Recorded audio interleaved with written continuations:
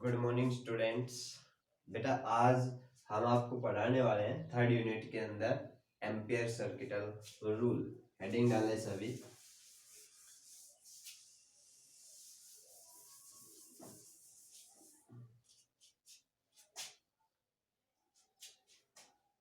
Unit third चल रही है हमारी, magnetic effect of current. Clear. आज हमारा टॉपिक है एम्पियर सर्किटल रूल या लॉ। देखो अभी आपने इससे पहले यूनिट फर्स्ट को स्टडी किया था इलेक्ट्रोस्टैटिक, और इलेक्ट्रोस्टैटिक्स में आपने एक थ्योरम पढ़ी थी या एक लॉ पढ़ा था, गॉस लॉ। क्लियर। तो गॉस थ्योरम जो थी वो कूलम्ब्स लॉ जो आपने पढ़ा था उसकी अल्टरनेटिव फॉर्म थी, यानी कि कुछ ऐसी डिफिकल्टीज थी जिनको हम कूलम्ब्स लॉ की हेल्प से नहीं कर पा रहे थे, तो हमने एक अल्टरनेटिव मेथड निकाला था गॉस लॉ, जिसके अकॉर्डिंग हमने उनको सोल्व किया था। तो यहाँ पर भी हमारे पास अभी इससे पहले आपने बायोट-श्वार्ट्ज लॉ किया। क्लियर। तो बायोट-श्वार्ट्ज लॉ की अल्टरनेटिव फॉर्म जो है वो है हमारे पास Gauss law, sorry Ampere circuital law. अब क्वेश्चन ये आता है कि एम्पियर सर्किटल लॉ कहता क्या है। तो ध्यान से देखो एक बात कि ये अगर हमारे पास एक वायर है और इस वायर के अंदर करंट फ्लो हो रहा है। क्लियर। और ये हमारे पास एक सर्किट है।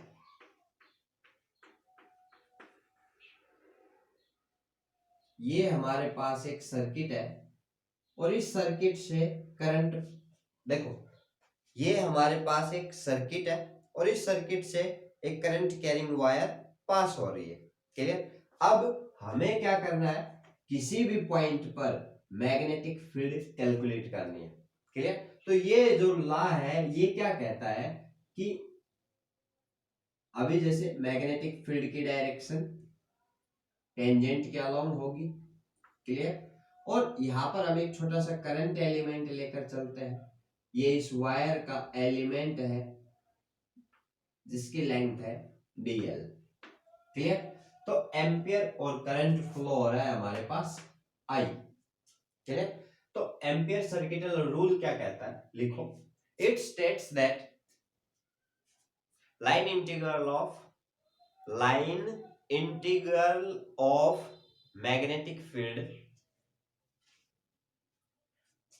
in a closed circuit is mu naught times the current passes through the circuit।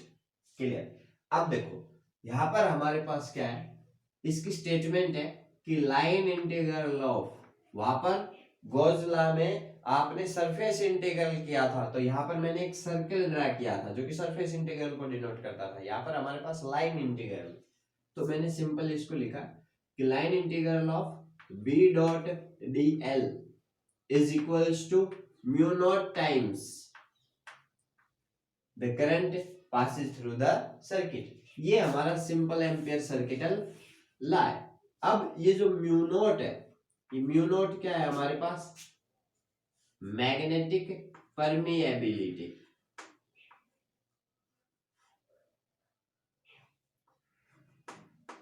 Magnetic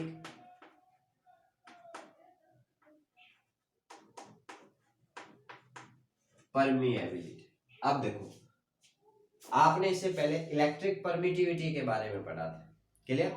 यहाँ पर जो है हम पढ़ने वाले हैं किसके बारे में, मैग्नेटिक परमिएबिलिटी। मैग्नेटिक परमिएबिलिटी क्या है कि हर एक ऑब्जेक्ट की, हर एक मटेरियल की अपनी एक प्रॉपर्टी होती है कि वो खुद से कितनी मैग्नेटिक फील्ड लाइंस को पास होने देता है। क्लियर। यानी कि it is the property of a material due to which it allows the passage of magnetic field lines through it। Clear। अब ये जो लॉ है B dot dl is equals to mu naught I, इसके according अगर हम लेकर चले, अगर हमें इसका प्रूफ करना है, तो प्रूफ के लिए हम क्या करेंगे, कुछ देर के लिए हम ये लेकर चलते हैं कि ये जो हमारे पास वायर है ये इनफाइनाइट है। क्लियर?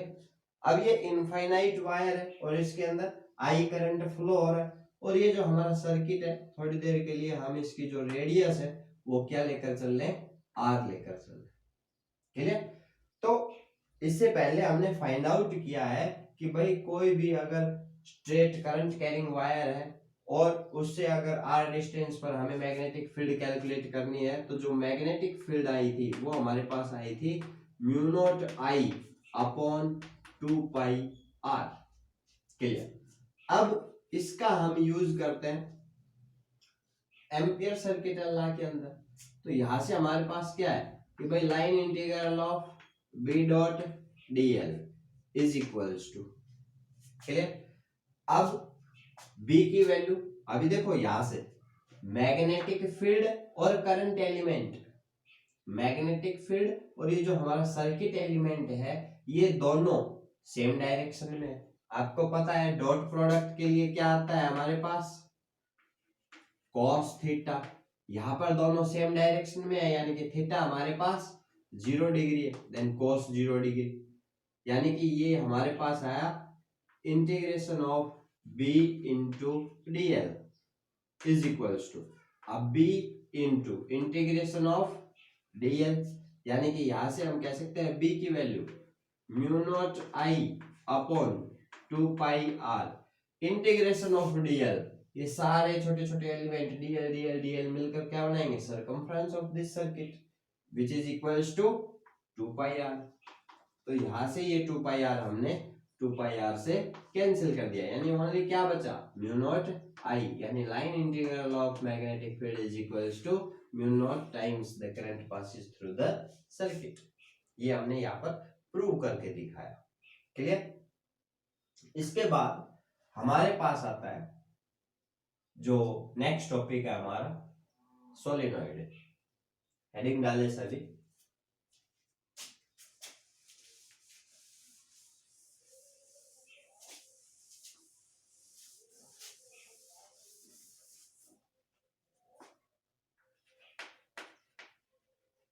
सबसे पहले डेफिनेशन लिखे सोलेनॉइड के लिए। इट इज सोलेनॉइड इज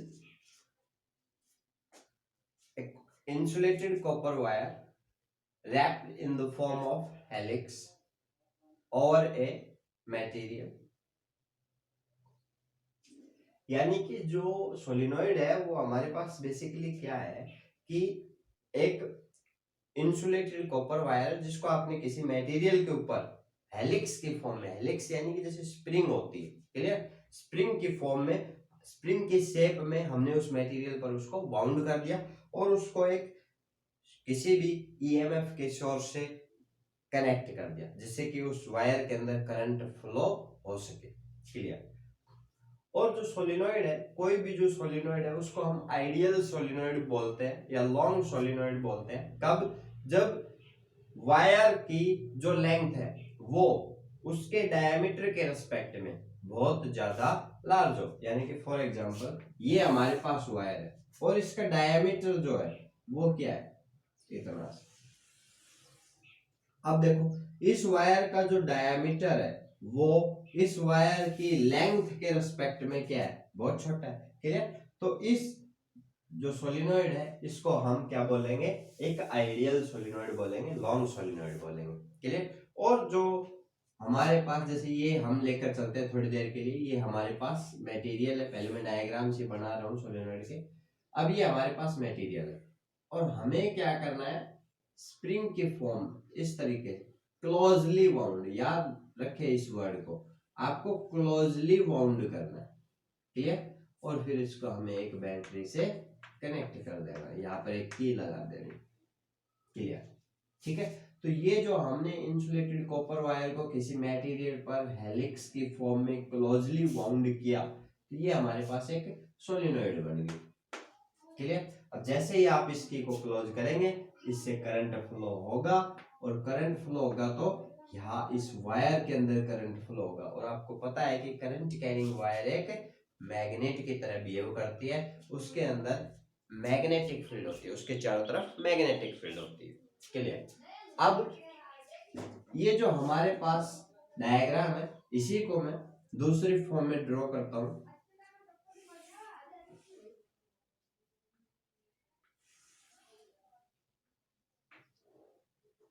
जो क्रॉस है, क्रॉस रिप्रेजेंट करेंगे वायर एंटरिंग, और जो डॉट है वो रिप्रेजेंट करेगा वायर लीविंग। यानी कि जब वायर मटेरियल से बाहर आ रही है, जैसे इस सर्किट के अंदर अगर आप देखें तो यहां से ये वायर एंटर हुई, अंदर गई, और इधर से ये बाहर आ गई। यानी ऊपर जो है वो हमारे पास क्या है, ऊपर हमारे पास क्रॉस है, क्योंकि क्रॉस से क्या हो रही है, एंटर हो रही है और इससे बाहर आ रही है। क्लियर? आप इस तरीके को थोड़ा समझे। अभी यहाँ पर मैं रिप्रेजेंट कर देता हूँ थोड़ी देर के लिए। देखो ये जो रैपिंग का जो फॉर्म है ये आप इस तरीके से भी कर सकते थे, मैंने इस तरीके से किया, ठीक है। तो थोड़ी देर के लिए हम ये लेकर चलते हैं कि अगर मैं वायर को किस तरीके से रैप करता हूँ कि यहाँ से वायर इस तरीके से बाहर निकलती है और यहाँ से एंटर होती है। तो नीचे हमने सारे क्रॉस रिप्रेजेंट कर दिए, ऊपर हमने डॉट रिप्रेजेंट कर दिया। अब ये डॉट और क्रॉस आखिर है क्या, अब देखो थोड़ा समझो इस चीज को। मैंने इस तरीके से इस वायर को रैप किया, यहां से एंट्री हुई, अंदर गई, क्लियर, यहां से बाहर आ गई, बाहर आई, यहां से फिर से अंदर चली गई, क्लियर, यहां से फिर से बाहर आ गई। यानी कि जो अपर फेस है वो हम डॉट से रिप्रेजेंट करें और जो बैक फेस है वो हम क्रॉस से रिप्रेजेंट करें। अब यहाँ पर फिर से इस तरीके से हमने वायर को रैप किया है, देख सकते हैं, क्लियर। यहाँ से एंटर हो रही है, अंदर जा रही है, यहाँ से बाहर आ रही है, क्लियर, ये बाहर है, ठीक है। यानी कि हमने क्रॉस और डॉट से इसको रिप्रेजेंट किया। अब जो भी, अब देखो यहाँ पर जो, अब मैंने इसको यहाँ पर क्या किया हुआ है, बैटरी से कनेक्टेड है, क्लियर। अब बैटरी से कनेक्टेड है, यहाँ पर करंट बाहर आ रहा है, देखो किसी भी वायर को आप कैच कर लो, यहाँ से करंट एंटर हुआ, क्लियर, यहाँ से करंट एग्जिट हुआ, क्लियर। अब एम्पियर, सॉरी, जो मैग्नेटिक फील्ड है उसके डायरेक्शन को देने के लिए हम क्या करेंगे, राइट हैंड थंब रूल आपने पढ़ा, क्लियर। अब यहाँ पर देखो ये करंट इस तरीके से एंटर हो रहा है, यानी कि जो मैग्नेटिक फील्ड की जो डायरेक्शन होंगी इस पॉइंट पर वो हमारे पास इस तरीके से होगी, क्लियर। और यहाँ पर इस तरीके से, यहाँ पर जो मैग्नेटिक फील्ड की डायरेक्शन होंगी वो इस तरीके से डाउनवर्ड डायरेक्शन में, या अगर हम कहें आपके अकॉर्डिंग क्लॉकवाइज डायरेक्शन में, क्लियर। अब ये हमारे पास सोलेनॉइड है, और सोलेनॉइड के केस में हमारे पास क्या होगा, इस तरीके से मैग्नेटिक फील्ड लाइंस होंगी, क्योंकि ये जो कर्व लाइंस है ना ये इस तरीके से दूर होती जाएंगी, ये देखो, क्लियर। यहाँ पर एंटी क्लॉकवाइज और यहाँ पर क्लॉकवाइज, क्लियर। लेकिन सोलेनॉइड के अंदर जो मैग्नेटिक फील्ड है वो सेम डायरेक्शन में है, क्लियर। अब यहाँ पर एक और डायग्राम बनाते हैं हम, और उस डायग्राम में हम क्या लेकर चल रहे हैं, ये हमारे डॉट है, ये हमारे क्रॉस है,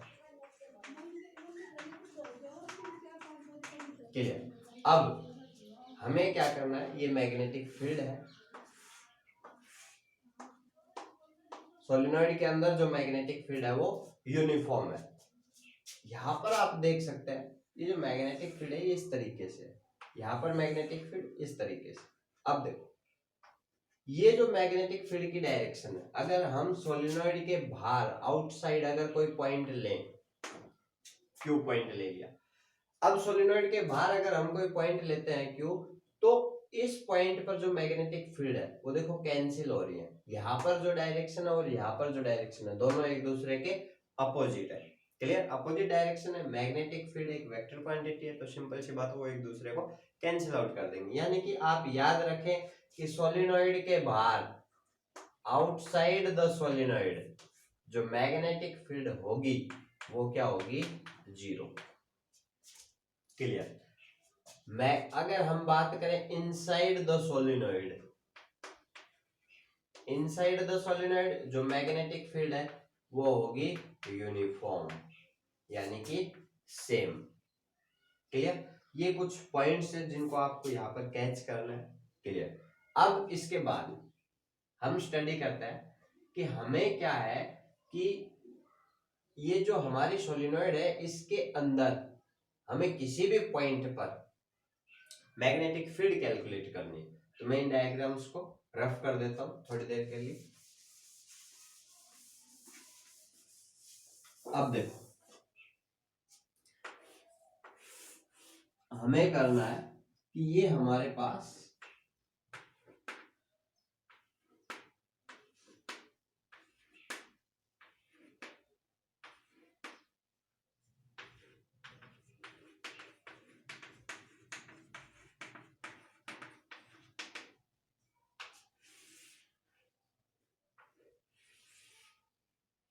क्लियर?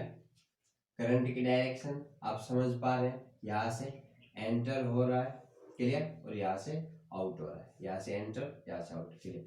अब मैग्नेटिक फील्ड की डायरेक्शन इस तरीके से इनसाइड द सोलिनॉइड। हम क्या लेकर चलते हैं? एक छोटा सा क्रॉस सेक्शन लेकर चलते हैं। Clear? P Q R S, इस क्रॉस सेक्शन के अंदर हमें मैग्नेटिक फील्ड कैलकुलेट करनी है। क्लियर? अभी इस क्रॉस सेक्शन की जो लेंथ है PQ या RS, ये हमारे पास एक स्क्वायर है PS QR, ये हम लेकर चले स्मॉल l। क्लियर? अब अगर मैं यहां पर एम्पियर सर्किटल रूल अप्लाई करूं तो देखो करंट फ्लो हो रहा है इस तरीके से, ठीक है। इस वायर के लिए, कंप्लीट वायर के लिए अप्लाई एम्पियर सर्किटल रूल, एसी रूल अगर हम अप्लाई करें तो हमारे पास क्या होगा? Line integral of B dot dl is equals to mu naught into total current I। क्लियर? अब यहां से हमारी कंप्लीट लूप है PQRS। अगर मैं बात करूं B dot dl is equals to complete PQRS, तो यहां से हमारे पास क्या होगा? PQ B dot dl plus QR B dot dl plus RS B dot dl plus SP B dot dl। अब देखो आप यहां से हमने PQRS लूप को सेगमेंट्स में डिवाइड कर लिया, PQ QR RS और SP। अब हमें पता है कि इस रीजन के अंदर यहां पर तो मैग्नेटिक फील्ड ही क्या है? जीरो। क्लियर? दो सेक्शन और देखो, यहां पर मैग्नेटिक फील्ड एलिमेंट, ये सॉरी करंट एलिमेंट, ये हमारा करंट एलिमेंट, ठीक है, dl, और मैग्नेटिक फील्ड, मैग्नेटिक फील्ड और करंट एलिमेंट के बीच QR और एस पी के लिए जो एंगल है थीटा, ये डॉट प्रोडक्ट है, ध्यान रखें cos थीटा होगा। क्लियर? तो यहाँ पर जो एंगल है करंट एलिमेंट और मैग्नेटिक फील्ड के बीच वो 90 डिग्री है। तो इन दोनों के केस में थीटा 90, यहाँ पर भी थीटा 90 और यहाँ पर मैग्नेटिक फील्ड 0। तो आप देख सकते हैं यहाँ पर थीटा 90 यानी कि डॉट प्रोडक्ट हटाएंगे cos 90 0, ये हमारी टर्म भी 0 होगी, ये टर्म भी 0 हो गई और ये टर्म मैग्नेटिक फील्ड 0 है तो ये भी 0 हो गई, यानी बची क्या? Only B dot D L. अब देखो यानी कि हमारे पास आया कि P Q R S line integral of B dot D L is equals to only P Q B dot D L. अब देखो यहां से इस इक्वेशन को फर्स्ट नाम दे देते हैं B dot D L, B into line integral of DL क्या हो जाएगा हमारे पास भाई, ये कंप्लीट लेंथ हो जाएगी जो कि हम क्या लेकर चले हैं, एल लेकर चले। चलो स्मॉल एल ही रहने दो। तो B into L which is equals to mu naught, ठीक है। यहाँ पर ये जो बी डॉट डी एल था इसकी जगह मैंने क्या रख दिया, B into L mu naught into total current. अभी देखो हम क्या लेकर चलते हैं कि सपोज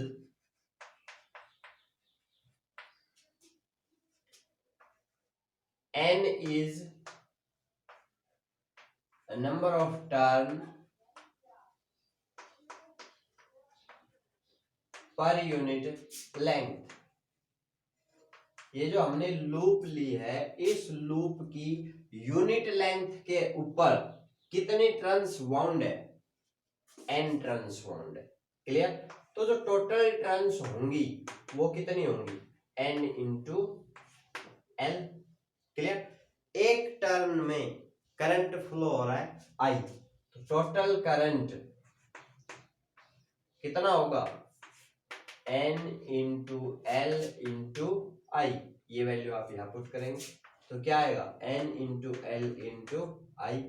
एल से एल कैंसिल, यानी कि जो मैग्नेटिक फील्ड आई वो हमारे पास क्या होगी, म्यू नॉट एन आई। ये आपका डेरिवेशन था। Clear? To find out the magnetic field inside a solenoid. अब आप देख सकते हैं कि ये जो आपने मैग्नेटिक फील्ड कैलकुलेट की है ये किसी भी सोलिनॉइड के कहां पर है, मिड पॉइंट पर है। क्लियर? अगर आप एंड्स पर कैलकुलेट करेंगे एट एंड पॉइंट, अगर हम किसी सोलिनॉइड के एंड्स पर मैग्नेटिक फील्ड कैलकुलेट करेंगे तो जो मैग्नेटिक फील्ड है वो क्या होगी, हाफ होगी, half of the magnetic field at mid point. यानी मिड पॉइंट पर जो हमारे पास मैग्नेटिक फील्ड थी उसकी हाफ मैग्नेटिक फील्ड एंड्स पर होगी। यानी कि अगर हम ग्राफ ड्रा करना चाहें, ग्राफ है हमारे पास किस किस के बीच, graph between magnetic field and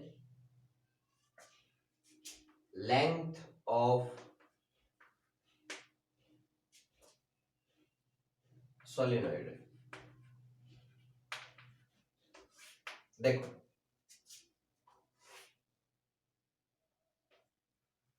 ये है सोलिनॉइड का मिड पॉइंट यानी कि सेंटर।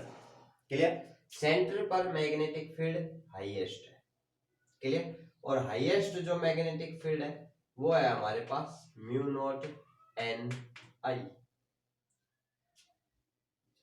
जो एंड्स पॉइंट है ये हम मान लेते हैं कि एंड पॉइंट है ए और सी। ए और सी हमारे पास क्या है, एंड पॉइंट है।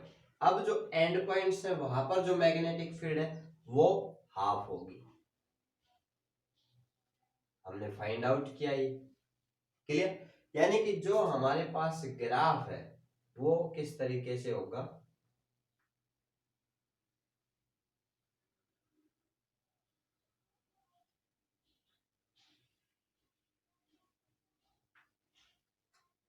ठीक है। आप देख सकते हैं कि सेंटर पर मैग्नेटिक फील्ड मैक्सिमम है म्यू नॉट आई, और जो मिड पॉइंट है, सॉरी जो एंड पॉइंट्स है हमारे ए और सी, क्लियर, जैसे कि यहाँ पर हम एंड पॉइंट्स इनको मान कर सकते हैं, ये ए है, ये सी है, क्लियर। तो एंड पॉइंट्स पर जो मैग्नेटिक फील्ड है वो होगी mu naught n I by 2, clear. तो यहाँ पर आज हमने सोलेनोइड को कंप्लीट किया, कल हम आपको टोरॉइड के बारे में बताएंगे। और ये जो टॉपिक्स हैं, ये जो टॉपिक आज हमने किया है हो सकता है थोड़ा कम समझ आया हो, क्योंकि थोड़ा डीपली टॉपिक है, इसके अंदर जो डायग्राम्स हैं वो बड़ा डीप जाके समझने पड़ते हैं, ठीक है। तो एक बार आप इसको सेल्फ स्टडी कीजिए, थोड़ा लेक्चर की भी हेल्प लीजिए और इस टॉपिक को कंप्लीट कीजिए, ठीक है। ओके, कल मिलते हैं टोरॉइड के साथ। Thank you.